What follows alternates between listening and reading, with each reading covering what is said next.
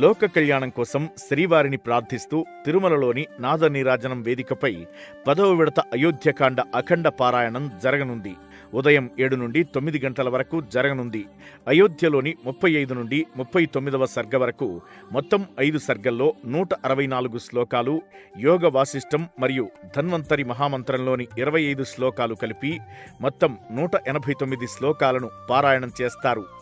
SV వేద విజ్ఞాన పీఠం, ఎస్వి వేద విశ్వవిద్యాలయం, టిటిడి వేద పండితులు, టిటిడి సంభావన పండితులు, శ్రీ అన్నమాచార్య ప్రాజెక్ట్, జాతీయ సంస్కృత విశ్వవిద్యాలయం పండితులు ఈ కార్యక్రమంలో పాల్గొంటారు. ప్రపంచవ్యాప్తంగా ఉన్న శ్రీవారి భక్తులు ఈ పారాయణంలో పాల్గొని స్వామివారి కృపకు పాత్రులు కావాలని కోరడమైంది.